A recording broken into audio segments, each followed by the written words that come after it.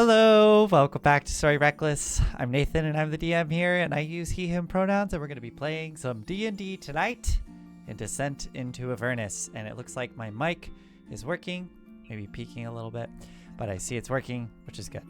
I will forever be traumatized by going through so much of a stream with the mic completely off. Anyways, let's do some... Oh, did that happen on Stardew Valley or something? Yes, I think... Yeah, I think 40 minutes of 40 silent minutes. treatment. Yeah. So almost, yeah, like half of the stream. It's real bad. Anyways, let's do some intros. I'm Claire. My pronouns are they, them. I am playing Kidom, half-elf brave cleric. That's Maybe it. we'll stop there tonight. Well, yeah, let's not get too fancy. I'm Olive. I use she and they pronouns. Tonight I'm playing Calliope, Air Genasi, Artificer. Hi, I'm Enyo, they, them pronouns, and I'm playing Pip, a satyr alchemist rogue bard.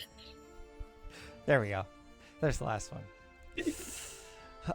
Yes, excellent. Okay, well, with that, I think we can do a quick recap and then jump into it. Man, yeah. Okay, so last we left off, you all had received the information about the Infernal Archive, an archive located here on Avernus that houses all of the original contracts made between devils and mortals. And you were told that you could find the original contract between Zariel and Thavius Krieg somewhere within the archive. And upon releasing a Cibriex demon, the demon granted you information that it had gathered about the archive and told you where to find this contract within. You then set out to the archive itself, and upon arriving at this colossal structure in the middle of a massive salt flat, you saw this towering basalt columnar structure rising out of the salt flats, and began to investigate it from a distance. The structure itself seemed impossibly high, maybe miles, 2 miles or so, stretching up into the acrid sky. And as you got within 3 miles of it or so, you decided to take a little break to regroup and figure out what your tactics would be to approach this thing. You also spent the time to attune to a magic item to prepare yourself for whatever may come next. Unfortunately, it seems that your vehicles had been spotted, and Pip noticed some flying creatures coming from the archive straight towards the vehicles. You all sprung into action and took off in your vehicles in 2 separate directions, circling the archive itself, getting a bit closer so you could gather more information about the structure, knowing that the contract was located within the 9th column on the 613th floor, but you quickly devised that there are 6 sets of 9 columns, so you were uncertain which of these sets it would be in. Getting closer, though, you could see there were 6 entrances with these massive murals over the tops of the entrances, and as you were picking out the details of the 6 different entrances, the vehicles driving in 2 separate directions, this action seemed to have been perceived as somewhat aggressive, and you all heard an alarm go off and saw a flying fortress on the horizon start to turn in the direction of the archive. But gathering the details over the 6 entrances, you discovered one that showed Zariel holding a ball of light out towards many mortals, and decided that's probably the entrance to head into for the contract. So, we're going to pick up here, as the 2 vehicles have now come together, and with some quick communication of message, you determined you were going to be heading towards this entrance with Zariel holding the light. The vehicles kind of arc and turn in that direction as you're driving next to each other. The fortress far off in the distance is moving at pace in the direction of the archive, and there are winged creatures still spilling out from the archive, and a collection of 4 that are trying to keep up, and the other 4 that split off are now trying to regroup. Let's pick up here as you all are now barreling across the landscape towards this entrance. You have some time here to communicate with each other between the 2 vehicles. Quick point of order, though. I was trying to remember who's in what vehicle. Who is in what vehicle? I think I'm in persistence with all of the NPCs. Okay, and then Calliope and Pip are in the Demon Grinder. Got it. I think Okay. Calliope was actually in persistence for some reason. Yeah, for some reason I remember doing some sort of quick swap out of vehicles, Oh, but I you're don't right. remember why. Yeah, I think Calliope and Sir Dummy are in persistence right now. Okay, well in that case we'll say during that swap that maybe Valor and Yonder hopped over to the Demon Grinder so that it's not just Pip alone. So we'll have Pip, Valor, and Yonder in the Demon Grinder with Kadam, Calliope, Sir Dummy, and Lulu in persistence as you all are driving towards this entrance. You have a bit of time here if you want to communicate, strategize, talk amongst yourselves as you're heading in the direction of that entrance.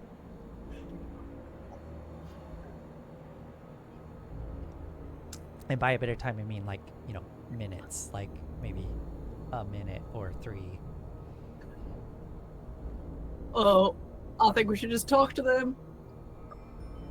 Great! If things go south, I'll just have Sir Dummy fly me up there, and I'll just pop in and grab it real quick on my own. Y'all can distract him. Yeah, I'm sure. Okay, you can come with. You can fly too. Yeah, I can. Okay. I would like to hand the wheels to Sir Dummy. We're driving pretty close, and while we approach, Clive is going to try to fashion a crude helm, and I'm going to be a mysterious knight. I'm going to be the mysterious knight stranger, because they haven't seen Sir Dummy yet. Only Gideon has, Okay. of the opponents. Mm-hmm. So I'm just going to be some cool new meaning of Gideon's. So you're putting a helm on yourself. I'm putting a helmet on. Okay. And Surely by they won't notice anything else. by being a minion of Gideon, just for the sake of our audience, because I know we talked off stream. Yes. The current plan is to drive up posing as minions of Gideon light wards, and you are headed to the archive to inspect the original contract between Gideon and Zariel. Is that correct? Wait, were we minions, or was Pip gonna be a Gideon? Well, Yeah. that was still up in the air. Right. So I don't know so about- so explain. Let me know. Explain to me what is the plan as you're barreling towards the entrance, and you're all discussing this. It messes group messages like, "Speak now or forever hold your peace. I'm gonna be Gideon." Go for it. Fantastic! I can whack you with tongues when we get down. Ooh, looking forward to it. All right. Valor's in the other vehicle, so Valor didn't hear that. Okay. Anyway, so okay. Is there any other bit of prep that you want to do as you're and so sorry, Calliope, you're fashioning a helm for yourself? Yes. Okay. Make a tool check for me of some kind Okay, to quickly great. do this. So I think I get like +10 or something with artificer bonuses. right, I think this is probably either dex or strength based. So add either your dex or strength bonus, and then add your proficiency for your tools. And then double because it's tool artificer. Yeah. So Yeah, 26. twice. Okay. Yes. So, I mean, you truly are becoming a master at your craft at this point, and are able to remarkably fast fashion together a helm that is. I wouldn't say it's going to function as armor, but it very easily passes as like, oh, like that looks like a solid helm that you're wearing. With the 26 and maybe like using one of my magical tinkering slots, can I have like 2 glowing red eyes in Sure. the darkness? Yeah, go ahead and mark off the little things you can make. Yeah, absolutely. So you have a helm with little glowing red eyes within. As you're fashioning this, as you're getting close to finishing it, Kadam, you're seeing that entrance loom up close. You can now see the figures at the front steps that rise up to the massive double doors. I will put the staff in the bag. You'll put the what in the bag? The staff. The Sorry. staff is Ariel. That's right. The spear. Oh no, sorry, Yeah. spear. Spear is Ariel. Gotcha. Yes. Okay. So you are hiding the spear of Zariel in the bag. Okay. Great. You can see there's a total of 7 figures on the steps. There's one very large figure, looks to be very lithe, broad-shouldered, massive horns that curl up over the head and kind of towards the back. Huge leathery bat wings that are sort of folded up on the back, and a large spear at their side. Sort of phalanxing out in front of them, you can see smaller figures which look to be the bearded devils you've encountered before, with the writhing tendrils on their faces. And you see 2 other bearded devils that have taken up positions on the far sides of this stairway leading up, and it looks like they're manning some sort of weaponry.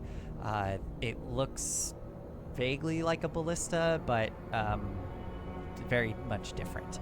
And you can see that they're sort of starting to glow with hot red veins kind of running through these sort of cannon-like devices that they're swiveling, aiming directly at the vehicles as they're approaching.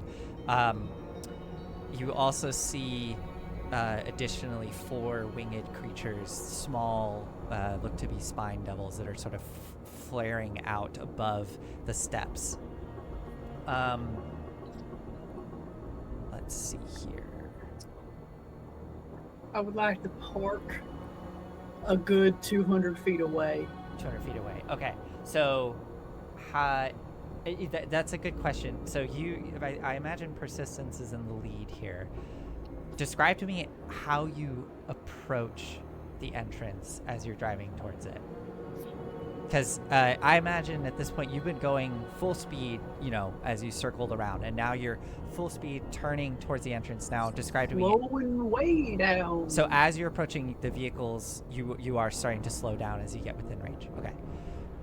Okay, this is good to know. Because you can see, I'd say even with Kadam at this distance, Kadam has such high passive insight. Kadam can just see that clear demonstration of tension and readiness to spring into action. So as you are starting to slow way down,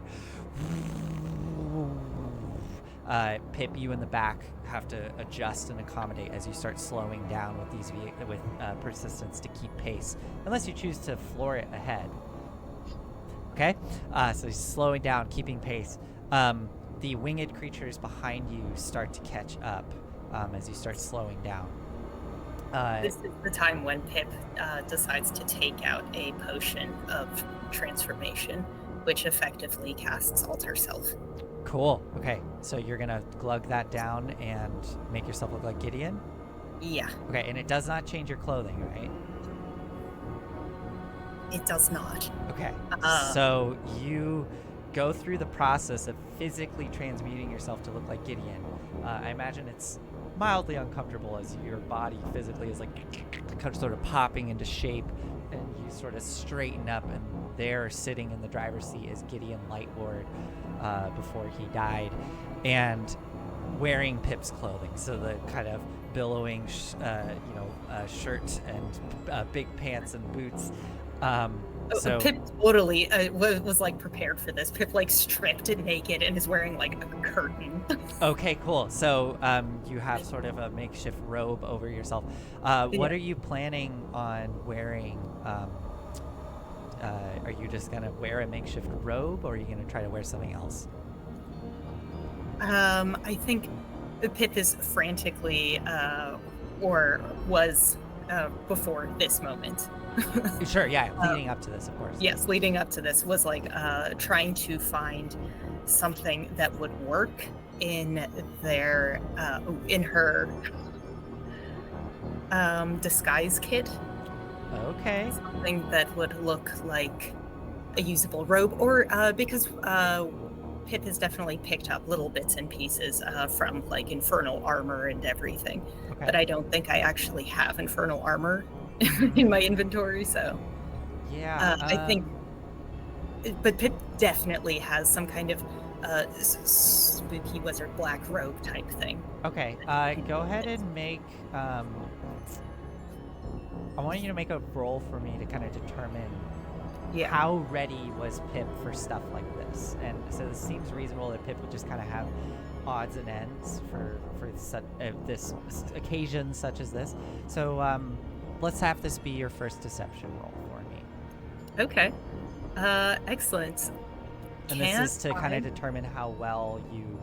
No advantage on this. This is just determining like how much random detritus you had in your bag. Okay, so 24. Okay, excellent. Yeah, I would say with a 24, you had exactly what you wanted, what you were describing. So, if you want a black spooky wizard robe within that bag, with maybe a couple of accented pieces of infernal armor that were small enough that you could fit in your boots, you could do so. Yeah, I think like a prominent sort of symbol or sigil of Zariel somewhere. Okay, yeah, sure. I just have a holy symbol of Zariel if you want. Oh, I mean, if you're gonna toss it over, yeah, sure. Yeah, we can say we did that during a thing, right? I would say this would be something you'll have to do like as the vehicles come to stop. Wait, didn't we determine that Calliope's driving persistence and Pip? And Pip Kadam is are Pip is with the two NPCs, with Yonder and the Demon Grinder. Yeah, and I'm with you, Calliope. Yeah. Oh, I thought I was alone. No. Yeah. So, Pip, you managed to throw together this very convincing disguise as the vehicles start slowing down. We'll say at this point, Valor's probably driving the Demon Grinders. You're getting changed into Gideon. The vehicles come to a stop, dust kind of billowing out in front of you. How far away did you say you were going to stop, Kadam? 200 feet? Yeah. Okay, 200 feet. Great. What are you doing now as the vehicles come to a stop?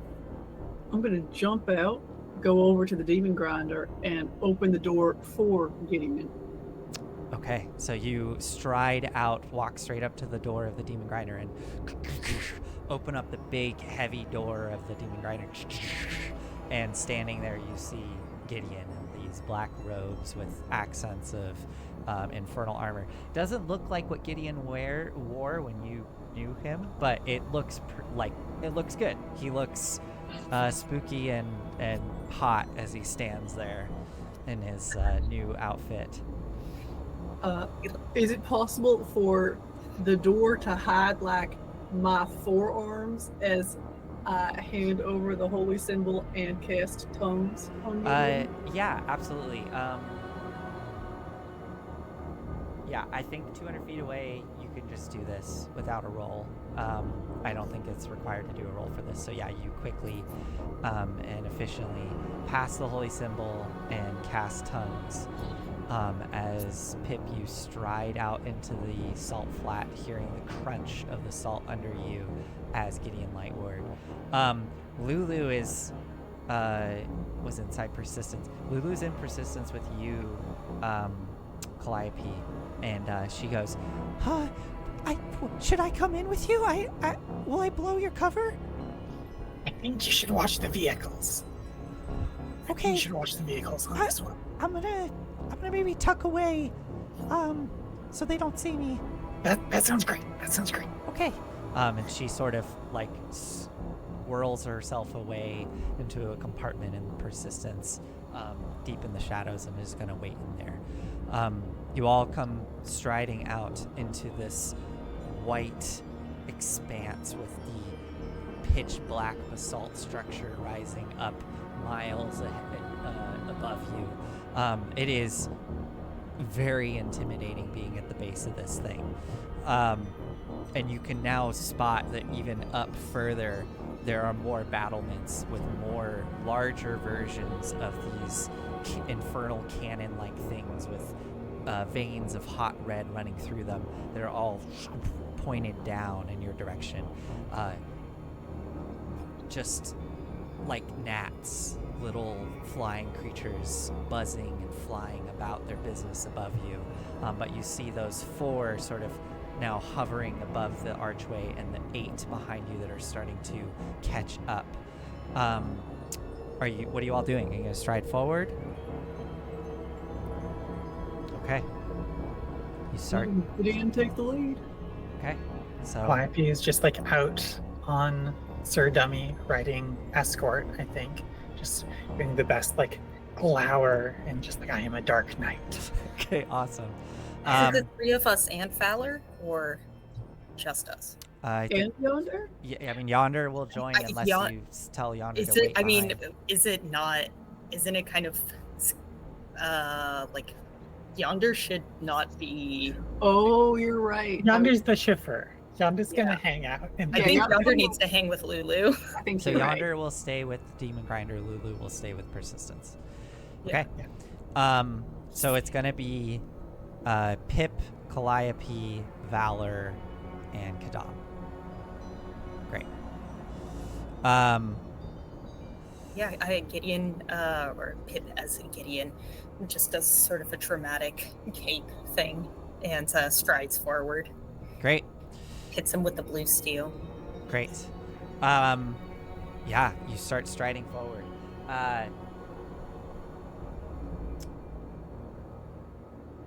Sorry, I had a thought and... Okay, yeah. So you're striding forward. As you're striding forward, off to your right, you sense the presence approaching and kind of glance over. You can start to see that blade-like structure barreling across the landscape in the direction of the vehicles. All of the figures up on the steps look tense.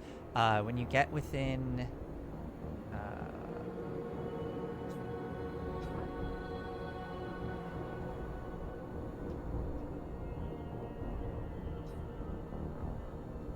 Okay, yeah.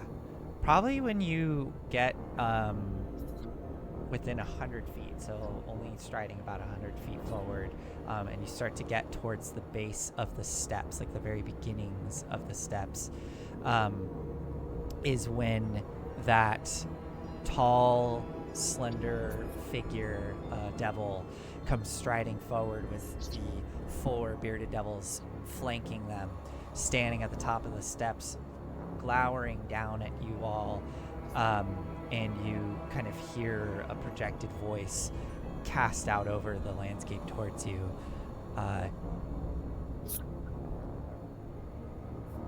In Infernal? In Infernal, yeah. Okay. Which actually, yeah, reminds me. So you have tongues cast on Pip. Were there any other prep spells you were doing while approaching? I remember there was stuff. Enhanceability also on Pip from Calliope. Calliope is doing enhanceability on Pip. Okay. Charisma. For charisma. Okay. So that devil, that larger devil, strides forward to the top of the steps, and calls out.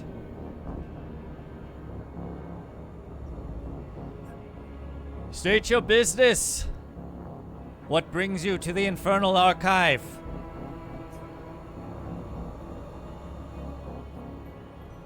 I am Gideon what was his voice like again? It was vaguely British, right? I am Gideon Lightward, and I'm here to inspect my contract. The devil is sort of staring down, inspecting you.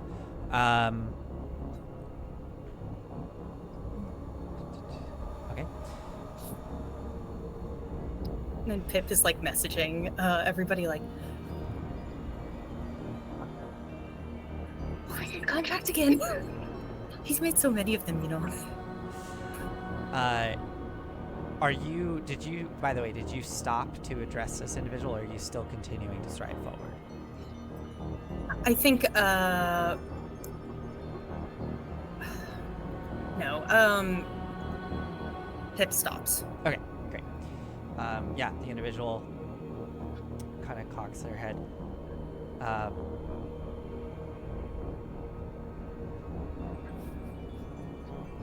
Why the erratic maneuvers as you approached?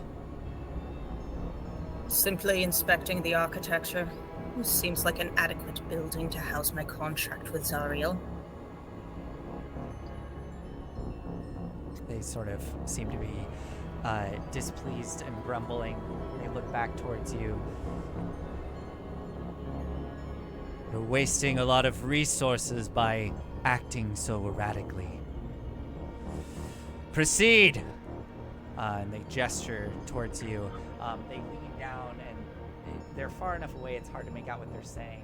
But they say something to one of the bearded devils at their side, and then look up and sort of wave a hand towards the 4 up top, flying up above. The 4 flying ones up above sort of arc around and perch on top of the archway, staring down at you all as you start to proceed forward, going up the steps.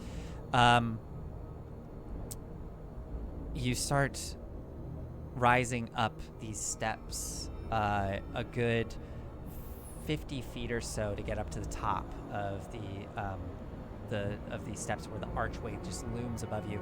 And it is like approaching a cathedral with this massive, intricate design of Zariel there presiding over all these mortals. And you realize that the mural, although it looks to be made from stone and almost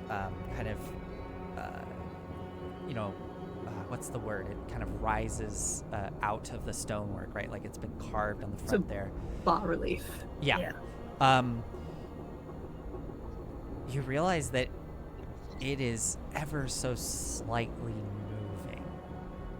All of the mortal shapes of the individuals, they seem to just be very slightly kind of stretching and writhing and moving in the direction of Zariel. Zariel's form seems to be gently hovering there, ever so slightly moving, just the barest amount of movement that creates this surreal sort of feeling, almost nauseating as you stare at it. And as you get up towards the top of the steps, this devil that stands before you, a good, easily 10-foot tall creature looming over you, staring down at you. You see the black curved horns, these sort of deep orange, yellow skin. They almost have that like predatory pattern of a lighter front with a darker pattern on the back. And they have pieces of strategic armor sort of placed on their chest and shoulders, with a very prominent symbol of Zariel emblazoned on the front of the armor piece. Spear in hand, looking down at you, Pip, as you come up to the steps. They kind of cock their head.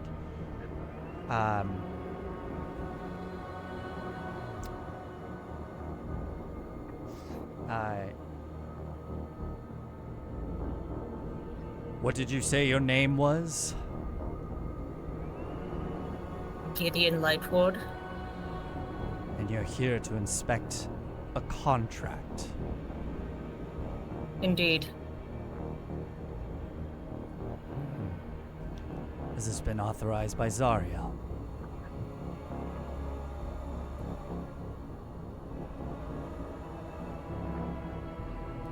Need it be? It depends. Usually there's a seal of approval to inspect an original contract.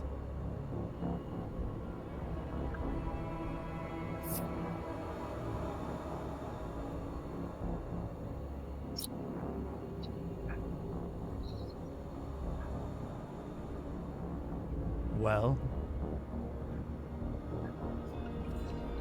Okay, hold on. Any of the player, I think, needs to know more information in order to know how to, like, react to this information. Okay. Seal of approval, because Pip for sure would just be like, I got it right here, but I don't know whether that is something that would at all be a feasible thing to have seen before. Could it be something like you haven't told Zariel, but you've made no secret that you're coming here to inspect your contract, so like it's possible she knows? Yeah. Do we know if this is a place where all contracts would show up, or just contracts that Zariel makes? Like, would Gideon's contract with Pip, for example? I believe, if it wasn't made clear, yes, it is a place where all contracts that are made between devils and mortals are stored. Whether it's just for Avernus or all of the 9 hells, I don't think that was specified. It may have been by Bernie. It was specified. Okay. Bernie said it's the Avernon archive. It's Yes. just the all of them made by all devils on Avernus. Yeah. So, I mean, Pip knows that, honestly, for real, Gideon's contract with Pip is probably stored here. That Zariel doesn't need to see that. She doesn't need to concern herself with such petty matters, maybe. But we haven't said that we're there. We're here for that. For that. We said we were there for the contract with Zariel. That's the problem. But Okay.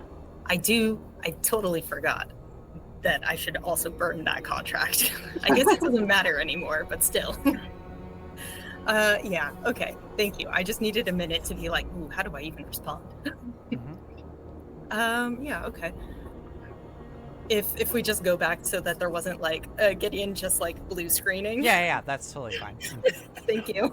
It is D&D after all. Yeah. We have frozen time in this moment as you figure out what you're gonna do. Yeah.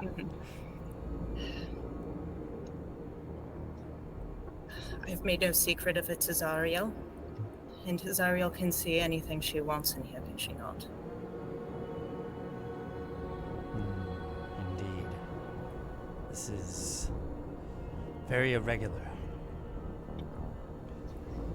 I would like you to make a deception roll for me for this initial meeting with the guard in front, as he is very carefully inspecting you and your companions around you. +4. Okay. That's 21. Okay. Did you roll at advantage because of enhanceability? I didn't even. Haha. Oh, it's enhanceability. I was doing it as if it was okay, I see. Well, you did roll twice. No, that was for The first one, the 24. Oh, was I'm the first sorry. one. Okay. 29, okay. Well, you may not be able to get in without a seal of approval, but we will escort you to the front desk, and you can speak with the scribe inside. Come with us. As they turn and you start to follow, the other devils start to pour in behind you. The 4 bearded devils, and you kind of end up sandwiched between this large leader devil and the 4 bearded devils that are sort of escorting you inside. There's a pair of large double doors as this one devil goes up and places a hand on them, and they begin to open on their own accord, revealing a massive atrium of black basalt, a kind of vacuous space. On the left and right, you can see numerous statues of royal-looking devils that are sort of placed there, peering into the space. As you pass through the archway itself, does anybody have any kind of illusion magic up, like that you may have forgotten about? Any passive illusion, anything? If you don't, then we're good.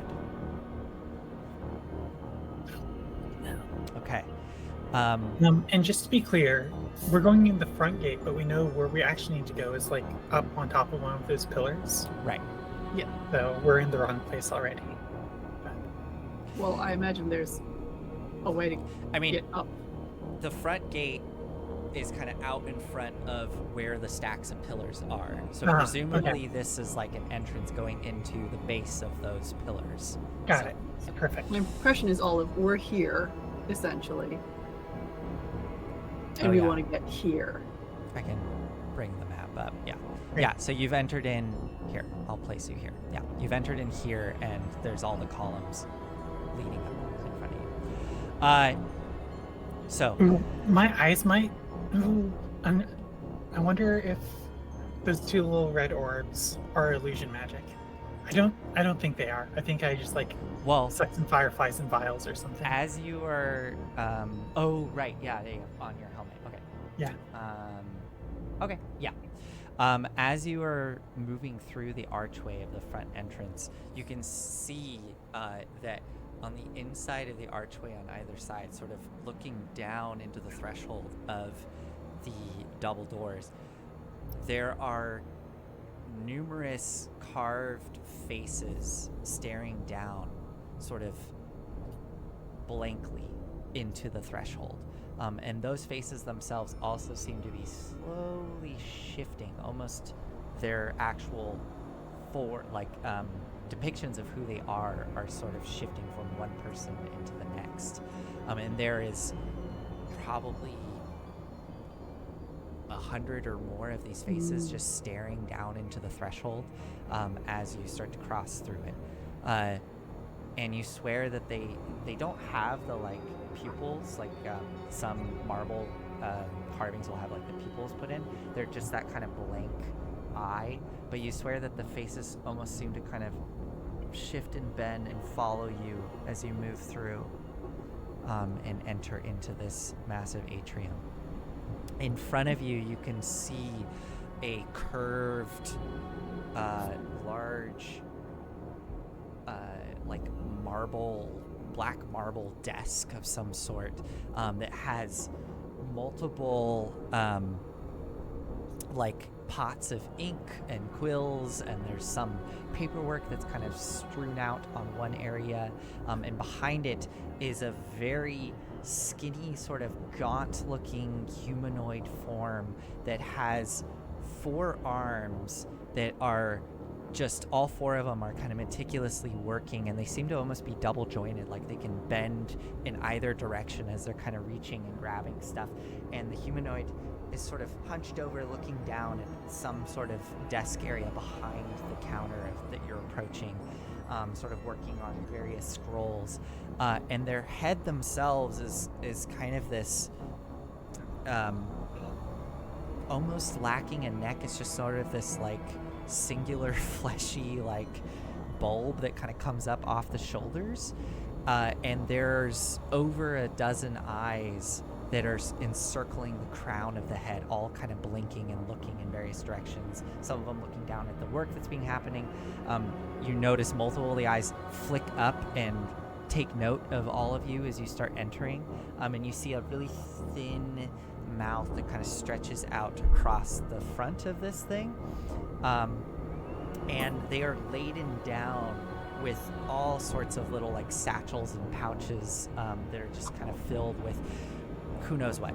It looks like maybe some ink pots, some extra parchments, quills, just all kinds of bits and bobs just sort of laden on this creature as they're working. As you approach, the horned devil in front of you announces your presence. Gideon Lightward here to see the original contract between him and Zariel, but he is lacking a seal of approval from Zariel. I will let you take it from here, scribe. And the horned devil turns, looks at you all sternly, and then begins to head back towards the double doors. Gives a brief nod, no verbal command issued, but the 4 bearded devils seem to nod in acknowledgement. 2 of them fall in behind him, the other 2 sort of flank you and stay here in this massive atrium with you as you all go up to this big marble desk in front of you.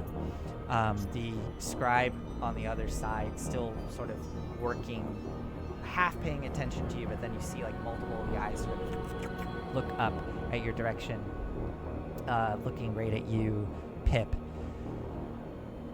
So you do not have a seal of approval. Well, very irregular. I'm afraid you're not going to be able to see your original contract without a seal of approval or some form of communication from Zariel stating that she has approved this inspection. Do you have anything on hand or way of communicating with Zariel? Otherwise, I'll have to contact the imps to send out communication to Zariel and get this seal of approval for you. It may take some time. We have this waiting area for you, of course. If perhaps I have the seal of approval for a different contract, may I use it for this other one as well? Well, yes, of course. If we have a seal of approval for a different contract, then of course we don't have to go through all of this. What contract are you speaking of?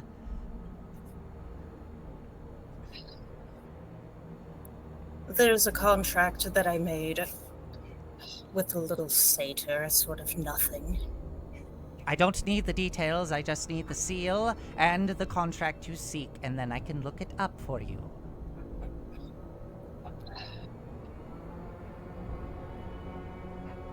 Well, I need to make a call first.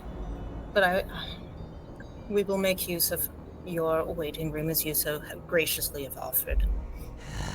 And one of the arms gestures off to the side. There's no chairs or anything, but there's just this big, large space. And behind them, you can see there's sort of a dividing wall of probably like 50-foot tall shelves that are just like filled with numerous bound thick leather books. And behind that, it looks like you could sort of arch on either side to go behind that shelving where the space continues further back into some area. But they gesture with an arm off to the side. Yes, make your arrangements and come to me with the seal. I have work to do. And they immediately go back to whatever they're doing behind the desk. The two guards fall in next to you all as you peel off to the side and just keep a close eye on you. Okay. Messages. Zariel, listen. I personally approve every single time somebody wants to look at something in the library. That sounds awful. I bet she's just doing that all day. What language are you all speaking? No, this is in message. Oh, excellent. Yeah, we're messaging. We're in the mind chat. She must have an automated system. There's no way she does it herself. Is there an issue? No, we need a seal of approval from Zariel, they're saying. To look at anything. To look at anything. It can't be that important. I mean, we can't just pull Zariel up herself. Obviously. But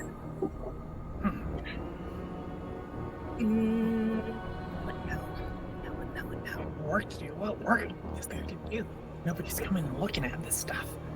Can I tell, kind of like from looking at like the threshold, was the illusion magic thing a one-time dispel, or is it generally suppressed in this area? Go ahead and make an Arcana roll for me. I would love to, as always. That's 24. 24. You suspect, as you look around this space, that the primary defense was where that threshold was, and it likely would have been triggered as you passed through that threshold. You also do pick up on, as you're standing here off to the side, you realize that there are two on either side of this atrium, kind of tucked into the corners. There are two what look to be runic circles engraved on the floor of this space itself, and you realize that there are two teleportation circles that are set up within this space. What exactly they do, you're not entirely certain, but they very clearly look to be some sort of magical transport system that is set up in this space. Yeah, that's what you get with the 24. May I get a beat on the scribe? Sure. How invested do they look in us as a group and also in like their work as a whole? Yeah, make an insight roll. It's very average. 21. God, high level play. Yeah.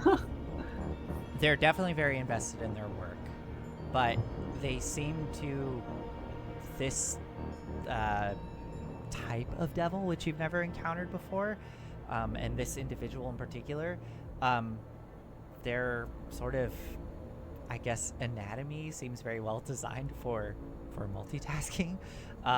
Because they're really invested in their work, but you realize that there are like at least 4 eyes that are fixated on your group right now, just watching you as you're doing this, and you pick up that they are very aware of the fact that you are communicating magically.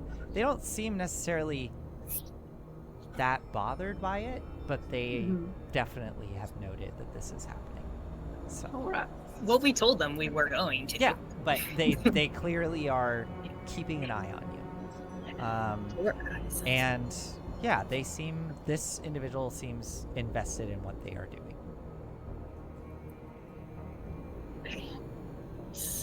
Do we even know what seal looks like? We could, That's look one up. That's what I was thinking. What if we just steal one? Where do we steal it from? I don't see anybody. There wasn't exactly a parking lot outside. I don't think this place gets a lot of visitors.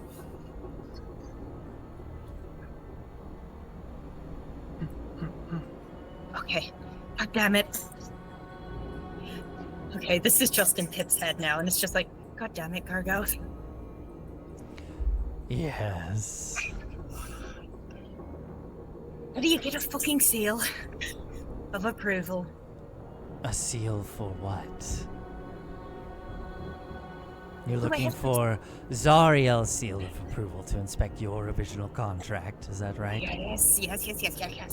Well, you would need to get that from Zariel, and I don't think that's going to happen. But she's so busy, she can't look at every single one. Obviously, she has something else doing it for her. Well, for the person that she made the contract with to look at their original copy of the contract, that is very irregular. That would require her direct approval. Devils like to keep their original contracts safe. But I see you've put on quite a convincing disguise. You could So what about- just... Just what? Fireball everyone? That wouldn't do much to devils, now would it? No, it really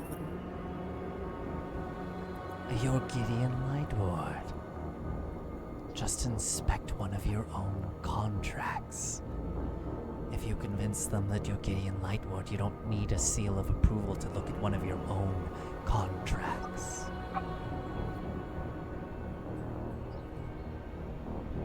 Okay, fine.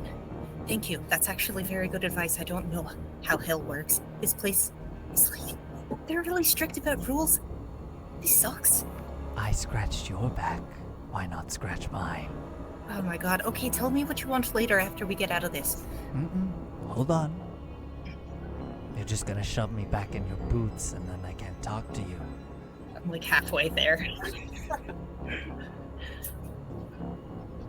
Okay. Make it quick. Why don't you just leave me behind? Just leave me here when you're done.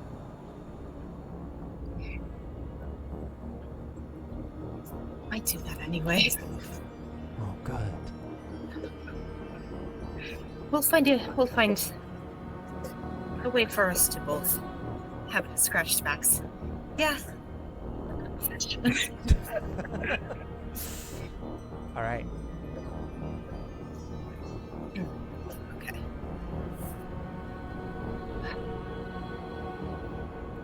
Okay. I'm gonna inspect my contract. My own contract with Gideon. Wait, didn't it say that we needed a seal for that one too? When you were talking about the nothing little satyr?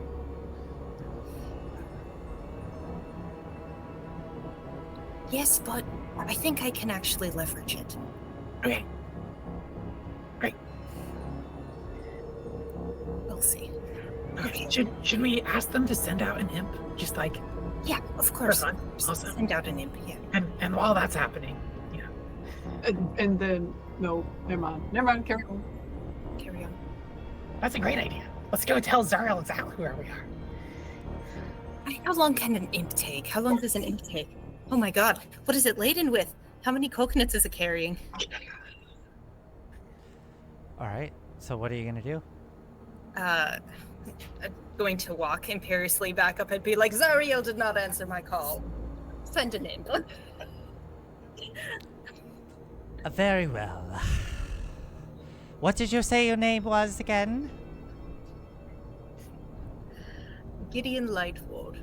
Gideon Lightwood, seeking to inspect the original contract between you and Zariel. Is that correct? Anything else? You see them like jotting something down. No, that is it. Very good. They take this little scroll, roll it up, with one of their other arms, they grab what looks to be a little bone, like tube, and slot it in and cork it shut.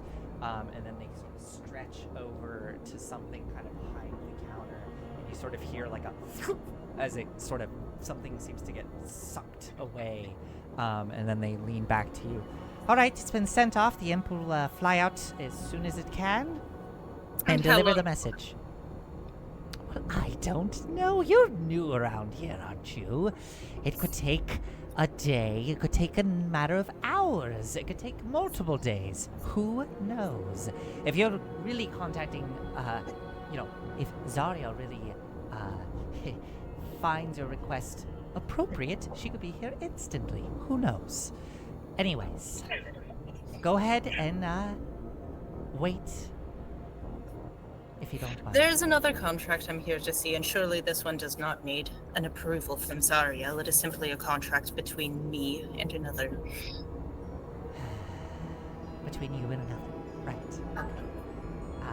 Gideon Lightwood, you said? Indeed. All right. One moment. They spin around, and like a spider, they clamber up the 50-foot tall shelf of bound books behind them, and you see them quickly sort of skittering across, going through like this intricate system of labeling that's on this shelf, looking.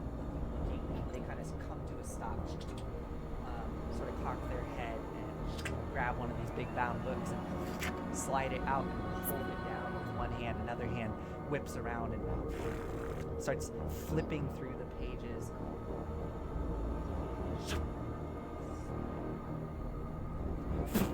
And comes skittering down with the bound book, comes up to the desk looking at you, slams the book down, whips it open to this page. And they go, yes, Gideon Lightwood, I see here. Not that many contracts have been made. You are new here. All right, which one do you wish to inspect? There's this nothing little satyr named Pip. You see them sort of scroll down and then, yes, right here. One contract made. Excellent. So, you wish to inspect this contract? Indeed. Very well. Can I, while this book is open in front of us, Yes. is there a series of numbers perhaps associated with every single one of the contracts? Maybe a series of two 6-digit numbers? Yeah, so let me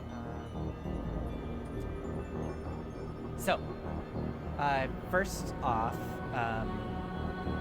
because you're pretty small, and I'm this is on Big Dummy. You're on Big Dummy, okay. Basically, getting Yeah. a piggyback ride. Go ahead and make a perception roll for me. Big money, big money. Only 11. 11.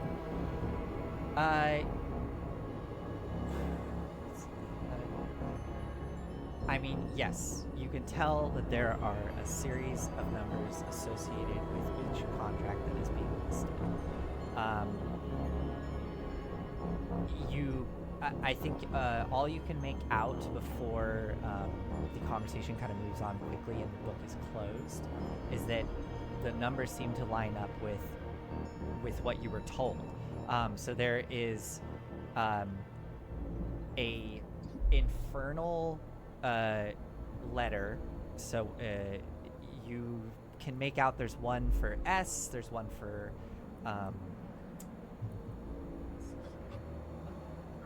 there's one for S and there's one for A, and beyond that you're not certain, but you see at least 2 letters being associated with the sorting. And then after the letter there's a series of 6 digits with a decimal point and then another series of 6 digits. 6 digit, baby. Okay, let's go. You also see that there's something before that moniker is listed. There's a set of 3, I guess, variables. It looks to be 2 letters and 1 numeral. But again, it's all happening pretty fast, and you can't really tell exactly what's there. So this individual, before you can start getting more detailed, Calliope, they quickly deliver the information to Gideon.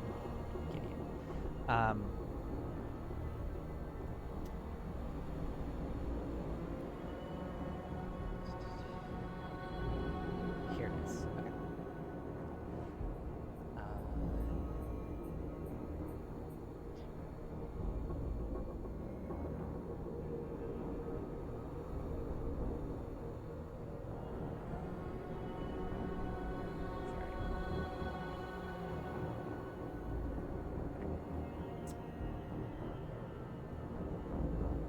Yes, you're looking here, contract with Pip.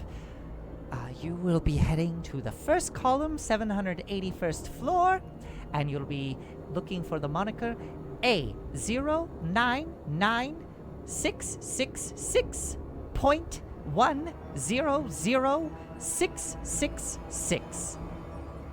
We will, of course, provide you with some escorts to take you to the contract that you seek. Please wait a moment while I summon them.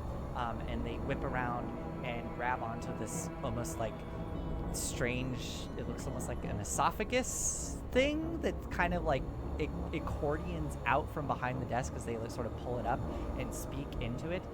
I require 2 scribes to lead a client to one of their contracts. Please send 2 down right away. Thank you. And slides it back in behind the desk. They'll be here momentarily. Please wait. And they go back to what they're doing as you wait there patiently. A number of minutes pass, and you start to hear sort of loud clanking of armor on the stone coming from behind the massive shelving unit. And peeling around from behind it, you see an armored escort with a single, 2 of these scribes, these sort of lanky, multi-armed devils that are sort of clambering out in front of this escort. The escort seems to be made up of a barbed devil, the kind of the one that sad giant man was. I forget his name. Uldrak. So this kind of green-skinned, thin barbs coming all off of the various points of the body, sort of lankily walking behind 2 armored individuals. Each of them has a creepy cherub-like mask on the front that are kind of lumbering along. And those two armored individuals are clinging to iron chains that are leading along two hellhounds that are just kind of sniffing as they go. The scribe that was there comes waddling out before you all and sort of does a little bow to Gideon. Right this way, please, and turns and starts to walk back in the direction they came. The armored escort sort of peeling in behind you, sandwiching you between them and the scribe as you all start heading out behind the massive shelf. And as you walk behind that, you can see another set of what would be double doors, but it seems to just be one massive, almost circular vault-like door with a huge crank-like apparatus for opening it. And you see a scrawny little scribe there sort of nodding as you walk through this space and enter into a massive space that's sort of hard to comprehend the size as you step into this.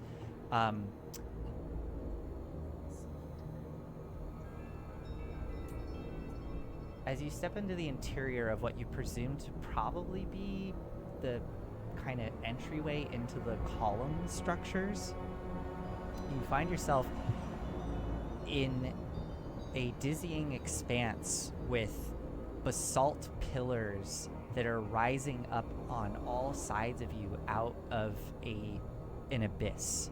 So below you it's just darkness going down with a bit of orange haze sort of kind of illuminating this space.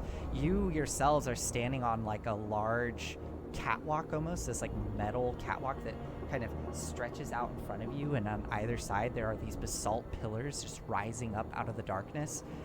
And you can see that this catwalk goes and extends out like for hundreds of feet in front of you, and it is crisscrossed in sort of a grid-like pattern by other catwalks that go throughout this space.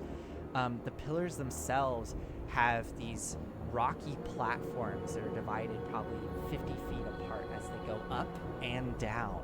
And on each of these platforms are shelves, 50 feet tall shelves that just go from floor to ceiling on each platform. So you are in this kind of massive expanse of open air with pillars of rock rising up on either side of you, and these pillars of rock have their own almost balconies sprouting off of them like mushrooms. As you were led across this metal catwalk, yeah, go ahead, Kadam. How's the sound insulation in here? Yeah, so as you were starting to walk across this metal platform, the sound of each footstep just kind of reverberates out throughout this space. But that's not the main primary sound that you get as you're walking through this space. There are so many numerous types of sounds that are accosting you right now as you're entering this space. You hear strange cries and moans of agony of who knows what, all numerous types of creatures sort of cascading down from above and rising up from below. Every once in a while you hear the fluttering of wings as winged imps or spine devils sort of crisscross overhead and below as they're zipping through this space. There's loud clatters and clangs as you can see on catwalks above you. Other scribe devils like moving carts laden with all sorts of things across catwalks. On top of that, you can see that there are these thick cables of metal that go up alongside the basalt pillars, and affixed to those cables are what look to be like lifts, like elevators almost, these like hexagonal elevators that are sort of rocketing up and down, and these are kind of happening all around you, so there's just sort of movement in this space constantly as these various elevators are like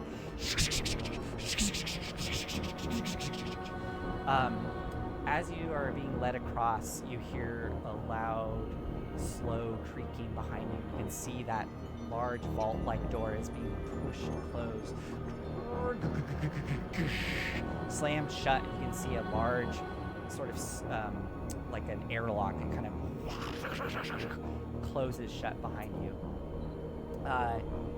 You all noticed there was a secondary set of faces in that archway as well. Like Calliope, you realize there's probably a secondary defensive measure put in place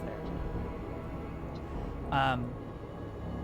You are led into this space and navigate through a chaotic maze of this grid-like structure of catwalks, eventually coming upon one of these hexagonal elevators that you can see the scribe go up and grab some sort of almost big heavy lever and like pulls it in a direction, and you wait for a moment and you watch as one of these hexagonal elevators comes descending down from the darkness above,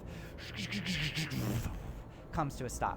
And by the way, this is all very much I don't know, Star Wars rules in that there are no railings in this space. So there's just, it's just like empty space on either side of you. And the elevator itself is just a big metal hexagon that comes sliding down this cable that's in the middle, comes slamming to a stop, and there's no railing on that as well. It's just this big platform. And the scribe sort of gestures as you go onto this hexagonal platform that sort of rocks with your weight. I'll lean over to Calliope and look pleadingly at her. Can I help you? Message? Yes. Are things going okay? Are we doing well? Where are we going? We are inspecting the contract between Gideon and some nothing satyr named Pip. I don't know if you've heard of them. Right. Are we supposed to? Are we getting rid of these people?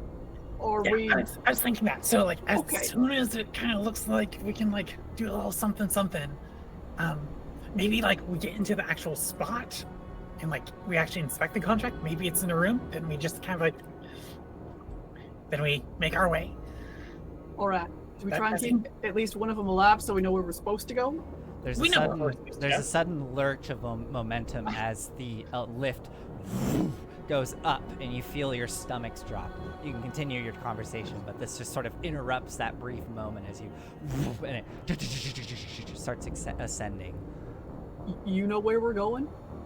I mean, the ninth column, so the first one, Pip's thing is in the first column, 713th floor. So a ways from where we want to go, but in the right quadrant. We're still good. We're still here. All right. I'll just keep an eye on when we're gonna kick things off. Yep. Pip messages Calliope. Like, what happens if the two people try and message you at the same time? So you just get a like beep beep. Or like you pick up the phone like while somebody else is already on the landline. Mhm. Get that conversation. But you only hear one side of it. Yeah. Anyway, Pip is just like, do you think? Also asks like, do you know where you're going? I mean, we know where this one's Get rid of going. these people. Wait, so how many people? I didn't quite understand. There was 2 scribes, but also the 2 cherub guys and 2 hellhounds? So there's, yeah, And a barbed devil. so 2 scribes, 2 hellhounds, 2 of the cherub guys, and 1 barbed devil. Great, that's a lot of them. This is a crowded elevator. Indeed. If we go into like a small room or something, I could seal the door shut with the stone-shaped thing. That only works in one direction though. So, you know. I could also cast silence. Oh, can you? That's Yeah. fantastic. Okay, that's the plan. Like when I give the signal or like when things pop off, cast silence, and we just go to town on them. I'll try to enlarge and get big and like block the entrance maybe. Have we been in a room? Like, You don't see any rooms. Yeah, but we go. You Oh, see these, so Yeah. you know, there's you see all these columns, right, that are on Yeah. either side of you, and then the columns are sort of subdivided by almost like mushrooms. There's like these big platforms, and those platforms themselves seem to contain shelves. And as you're rocketing Air library. as you're rocketing up alongside one of these columns and you're going past these platforms that are full of shelves, you notice that these shelves are filled with just all kinds of strange baubles, and you even see that some of them have like what look to be cages or anything that can hold a creature, and there are like living things trapped within some of these shelves that are just sort of like moaning and writhing as you go whipping past them. Some of the stuff looks very much what you'd expect a contract to be. Like, you see some that are filled with like scroll cases, but there are others that are just filled with strange objects like dolls or a cradle or a bed. Like, there's just weird things on these shelves that are being stored on these shelves. But yeah, you essentially are rocketing up alongside this column, and then you're passing by these platforms as you go, and these platforms are filled with shelves. The shelves themselves, the platforms are kind of hexagonal, like everything in here seems to be hexagonal, and you quickly surmise that the platforms have probably, like, I should just show you on the map actually to give you a better image of what you're dealing with. So you're not on one of these platforms yet, you're still on an elevator rocketing along, but if you look down here, you can kind of see, like, you would be on an elevator off to the side here. Okay. And you're going past these platforms with these shelves, and the shelves do look like they don't really create rooms, but there's almost, hallways, I guess, within, like you could kind of go into the platform. So if the contract is sort of at the center of the platform, you would have some cover from the shelves. But not Yeah. be alone. Yeah, Okay, that's cool. really Thank you. considerable. But yeah, so you right now are just up this elevator alongside this basalt platform. You see the two scribes there sort of looking at you, and you realize that their heads are mirrored. So there's this like thin mouth on the front, and then there's another thin mouth on the back. So no matter which direction you sort of face them, their mouths can sort of interact with you. But you're rocketing up alongside this column, and you start to feel a little bit of momentum as it starts to slow a little bit, but it kind of comes to a stop, and you sort of feel that gut feeling again as it comes rocketing to a stop. There's a little chime, and the scribes sort of smile and look at you and gesture. This way, please. And they sort of step off of the hexagonal lift onto one of these platforms. The whole lift sort of shifts a bit with the weight as all of these individuals come stepping off. The guards seem to kind of spread out just next to the elevator itself and sort of post up.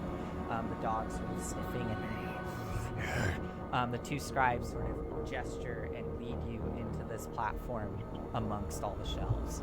Are there multiple elevators on this platform? Am I seeing? So yeah, each platform has access to 4 elevators. So each of the corners.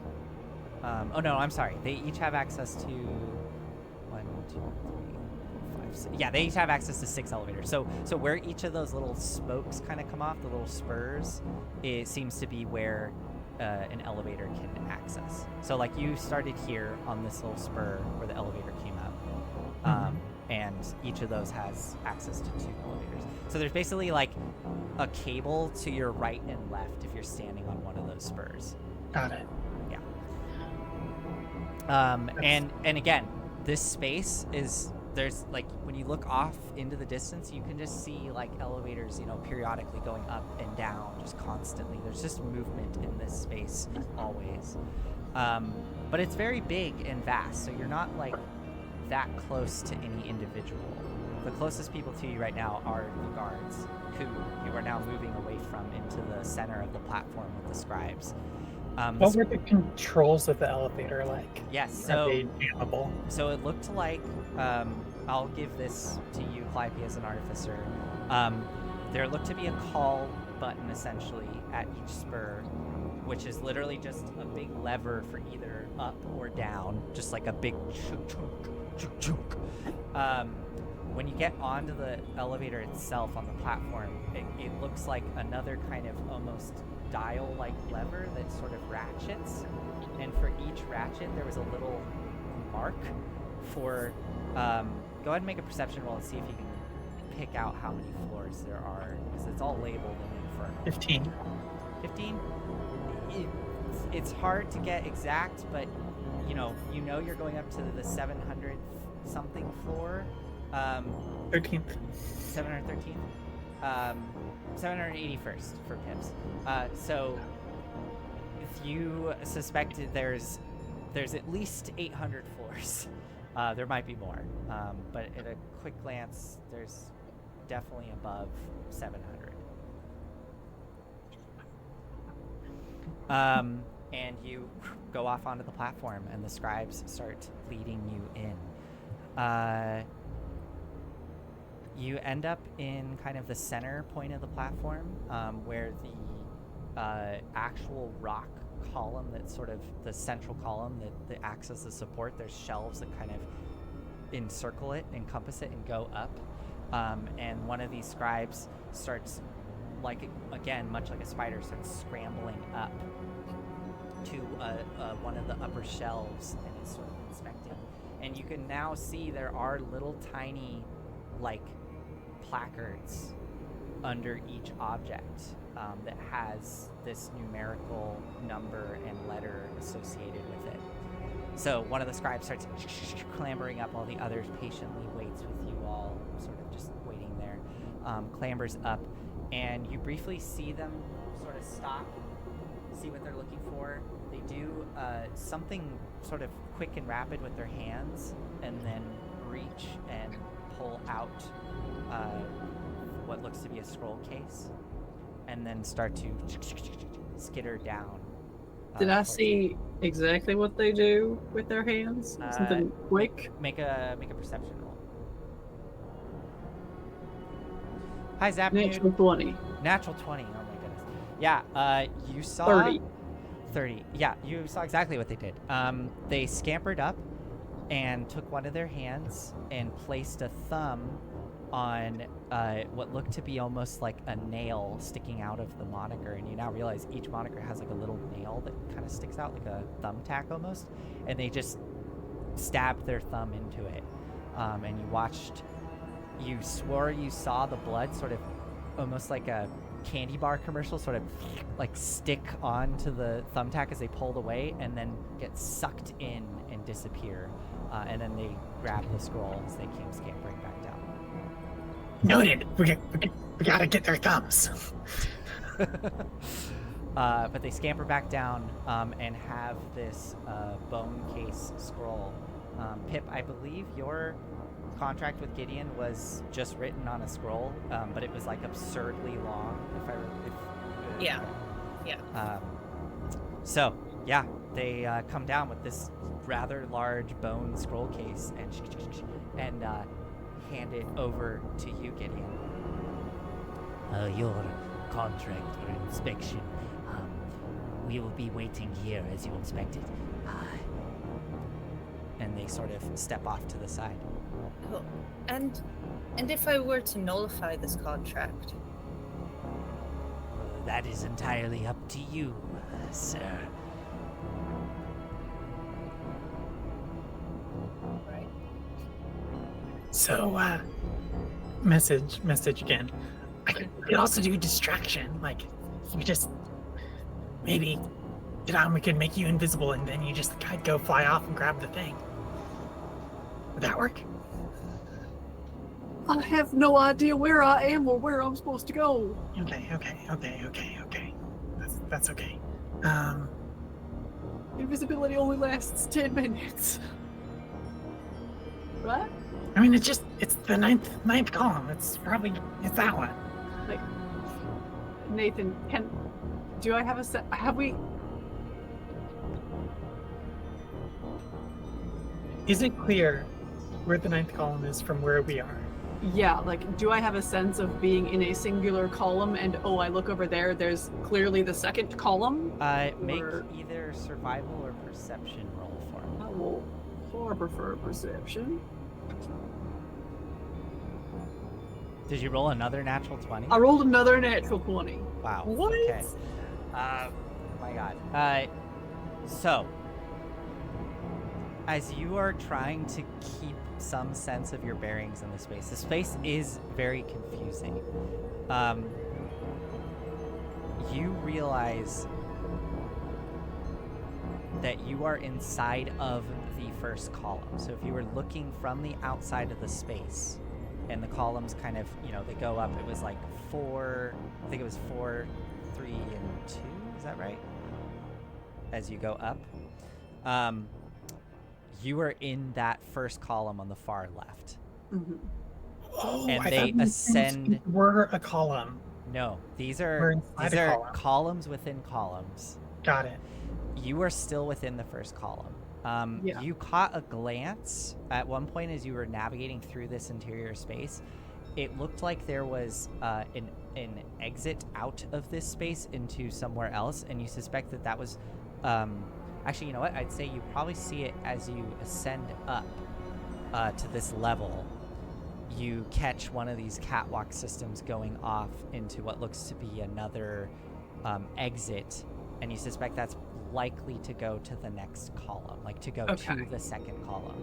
All so right. you quickly surmise that in order to get to the ninth column, you have to go through the first to a point where you can exit to get to the second, then to get to the third. So you have Yeah. to literally go through the columns in order All to right. get up to the ninth. Heck. Yeah, this place is massive. Like,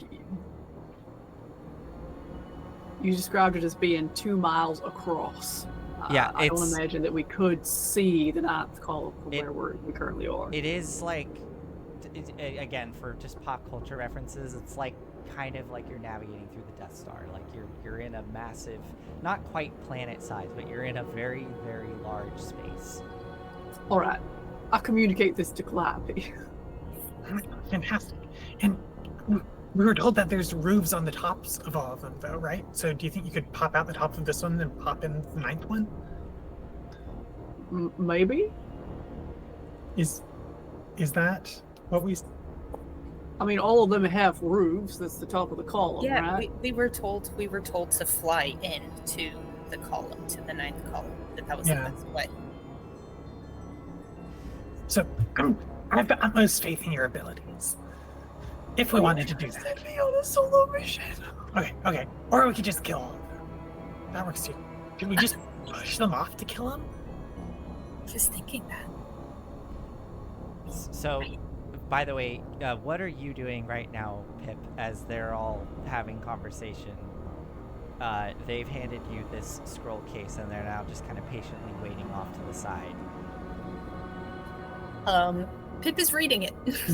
Okay, so The you first time. popped open the scroll Yeah. case and unfurled it, and it sort of like Bugs. unfurls, clunks down, and it's like, it's almost like one of those endless magic tricks of like cloth where it seems to go on way longer than it should and bumps up against the shelf across the way, and it still doesn't look like it's unfurled all the way. How did I do all of this in half an hour? And you start to read through it. If you want to actually try to like read through it, you can go ahead and make an investigation roll for me. Sure. So nothing happened to it just because Gideon died? That's a nat one. nat I think the entire time Pip is like, I was out of my fucking guard. What was I doing? I mean, it is overwhelming, and you have no idea. Like trying to parse through this language, it's like reading through any fucking actual contract in real life, where you're just like, what does any of this mean? The language is so intentionally obtuse and difficult to understand. Yeah, you have no idea. But it's physically there in your hand. That you know that you physically have it in your hand. Yeah. Okay. Is anybody else want to do something? Otherwise, Pip is just going to try and burn it. Stall. Okay. Let's figure out what we're gonna do. There's no time limit on this, presumably, or we don't gotta rush. Let's figure out what we're gonna do. Don't gotta act hasty. This isn't acting hasty. They're not going to do anything if I burn my own contract. Yeah, but it's good. It's a good way to stall. That's true. Oh my god, I have a lot to stall with. All right, so Pip is sitting there going through the contract. What is the rest of the party doing? I'm just gonna... Whoops, that ain't the one. I'm gonna wander over here. Just looking at the shelves, Okay, kind of idly. sure. The scribes are just keeping an eye on you. You see their multiple eyes sort of rotating around and keeping an eye on everybody in the party.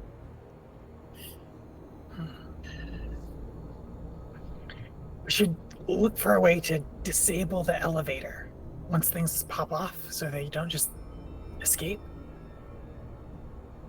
Or we could just book it. It's working for. Kadam, as you stand there, you sort of catch behind you that faint sound of just and you can see the weird cherub-like armored devils just standing there with the hellhounds just Out of curiosity, just looking around, do I see 2 China dolls anywhere on a shelf? make a perception roll. Oh, that's atrocious. Perception 15. No, you don't see. I think I know which ones you're referring to. You do not see those China dolls. All right. I'm waiting to be told what to do, essentially, or for something to happen. Okay. The time passes. No! I think this is players thinking Mm-hmm. somewhat like, what? Well, out of character, I guess, like, or not even out of character, but just like discussing, not necessarily in character. What are we doing? Do we just pop off? We How could. strong do these guys look? I mean, it's not like we can just put the scribes to sleep and then book it. Right, gets to shove them off. The scribes? How strong do the scribes look? I mean, Yeah. like physically, they don't physically look strong, but They've Who probably knows? got magic. Oh, yeah. They seem magical. But We've fought the cherubs and hellhounds, so they're fine. My main concern is raising an alarm. But I'm down to do that, you know, like as a player. Yeah, That's I fine. think that we'll do our best, but maybe if we can gather them to the south end of this thing, silence, help fight against the spellcasters, and then just push them off / fight them all. Yeah, I'm down. So, Pip, burn your contract, say you're done, and head back. Oh yeah, that's a good way to get them all back at the elevator yeah. before they... Oh, what if we do that, and like as they're going to make the elevator go down, we like jam it up and then we fight on the moving elevator. Super. Fantastic. okay. So you're going to burn the contract, go onto the elevator, and as it goes down, one of you is going to try to slam it into reverse, and then fight them while it's rocketing upwards. Yes. Okay. I Okay. think Valor should hit it. Valor's Um, the strongest.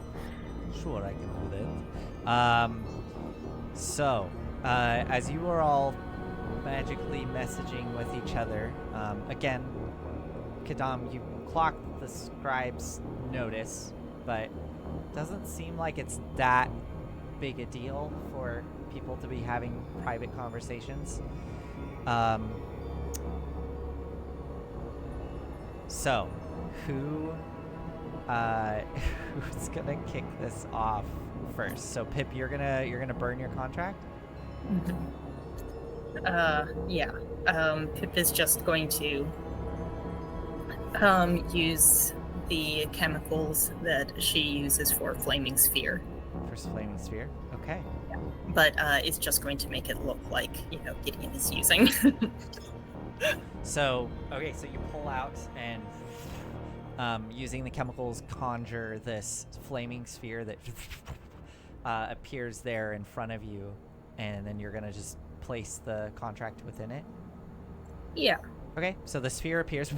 There's a little bit of like kind of a, stiffening up and pulling back from the scribes as they look, and you take the contract and place it within the burning hot sphere of magic in front of you, and nothing happens. The contract just seems to sit there as the flames lick around it, but the paper doesn't burn or do anything. That's what I was afraid of. The scribes sort of look between each other and then back to you, Gideon.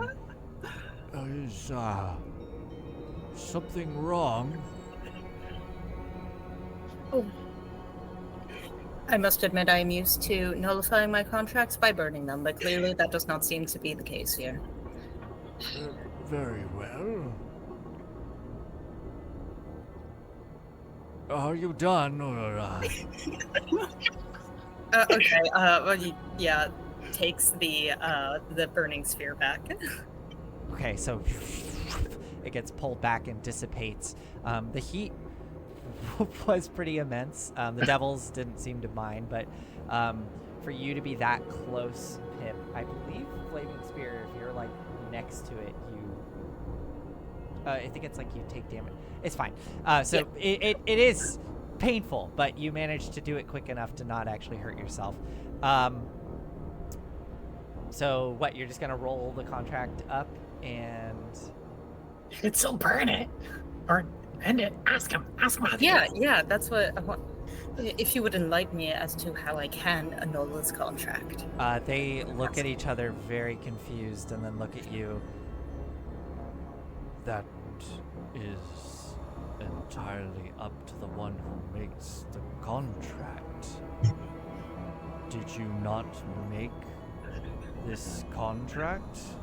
And they sort of stiffen, looking very suspiciously at you. They quickly... You see one of them kind of look at you, and you watch as they do a quick hand motion and mutter something in Infernal. Calliope, you quickly clock it as a casting of a spell. As they cast a spell, you see all of the little eyes sort of alight with energy. And the one that casts it sort of looks suspiciously at you, Pip. This then, and then I think then, Pip is going to grab. Sort of leans in. Pardon my rudeness, but you are absolutely glowing with transmutation magic. I'm sure you will not mind me doing this. Making sure everything is regular, you understand. And they flick their hand and they're going to cast Dispel Magic on you. Use it! Can we all roll initiative? I think this is popping off. The spell goes off, and unless you have a way to stop it, I believe it just I think hits you, Pip. This roiling thread of infernal magic splashes onto you, and you feel your form and your bones and everything sort of crack and bend within a matter of seconds as you go into Pip. Immediately the scribe devils stiffen, looking fearful, and the one furthest to the south next to you, Kadam, whips towards the guards and just screams out.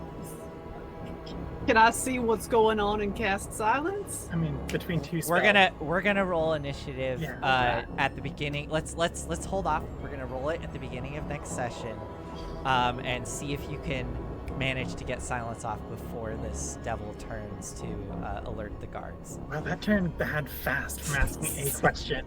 Yep. All right. Thank you, everybody. We're gonna end there. We got farther than I thought we would. Honestly, yeah. I will. We'll see you all next time. Thank you for watching, and have a good evening. Bye. Bye. Shouldn't have asked.